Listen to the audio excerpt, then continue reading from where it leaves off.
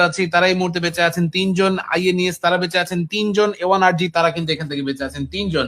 তো এতগুলো প্লেয়ারের মধ্যে থেকে লাস্ট পর্যন্ত কারা যে গিয়ে বিজয়ী হবে বলা কিন্তু এখান থেকে খুবই কঠিন। আই ডোন্ট নো লাস্ট পর্যন্ত এখান থেকে কারা গিয়ে বিজয়ী হতে পারবেন। এই মুহূর্তে সাকিব ওপি তিনি আছেন সোফার 3টি এলিমিনেশন পয়েন্ট তারা কিন্তু সিকিউর করেছেন, বাট এই মুহূর্তে শার্পেক্স কে টেক ডাউন করে ফেলা হয়। পারু গিয়ে এখান থেকে গিয়ে কিন্তু করলেন আক্রমণ and perfect attack, perfect execution তারা এখান থেকে কিন্তু আমাদের সামনে প্রোভাইড করেছেন। A1RG স্পোর্টস তারা জাস্ট এখান থেকে সময় নিচ্ছে, অলরেডি প্রচুর এলিমিনেশন পয়েন্ট তাদের জন্য কিন্তু এখান থেকে আসলে চলে আসে, but they will try to get the last couple of elimination যাতে করে কোনোভাবে এখান থেকে চিকেন ডিনার তাদের হাতছাড়া না হয়ে যায়। আইএনএস তাদের জন্য প্ল্যান সেম, অলরেডি 11টি এলিমিনেশন আছে। সিওডির কাছে এখান থেকে পয়েন্ট আছে টোটাল 8টা, বাট A1RG কে লক্ষ্য করে যদি এখান থেকে তারা কয়েকটা থ্রোবল মারতে পারে পারফেক্টলি তাহলে কিন্তু সুযোগ চলে আসা উচিত। রাউডি তিনি গেলেন ডানে, ওই পাশে সিনিস্টার গেল বামে, গ্রেনেডটা এখান থেকে হয়ে গেল মিস, বাট সিনিস্টারের grenade that will not miss, the man with the golden hand will go for another one.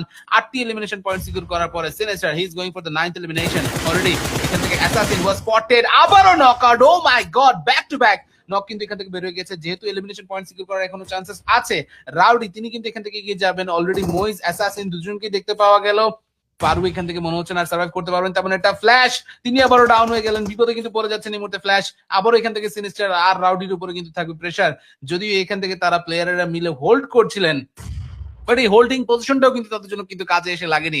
Last মুহূর্তে পর্যন্ত যে কোনো কিছু হয়ে যেতে পারে। পারু হাতের গ্রেনেড গুলো দিয়ে এখান থেকে কিন্তু ফ্ল্যাশ আর সিনিস্টার দুজনকে বিপদে ফেলে দিতে পারেন। পারু তার উপরে ড্যামেজ পড়তেছিল এন্ড সিনিস্টার তিনি এখান থেকে নিয়ে নেবেন এলিমিনেশন। একা 1v3 করলেন লাস্ট মোমেন্টে, সেই এন্ড গেমে এসে তারা কিন্তু সেই এন্ড গেমটাকে কাজে লাগাচ্ছেন। এই মুহূর্তে ফাইট কিন্তু এখান থেকে হয়ে যাচ্ছে ইভেন স্টিভেন, না এখান থেকে এখন আর ইভেন থাকছে না, তার কারণ ফ্ল্যাশকে অলরেডি তারা কিন্তু রিকভার করে ফেলতে পেরেছিলেন। এই মুহূর্তে আলফাকে দেখতে পাওয়া গেল, sinister was not really prepared for that. Flash rowdy তারা এই মুহূর্তে আছেন, এইম করেছেন রাউডি, চমৎকার এইম, এন্ড সেই এইমটা কিন্তু এই মুহূর্তে পুরোপুরি আলফার উপরে কিন্তু গিয়ে বর্তালো।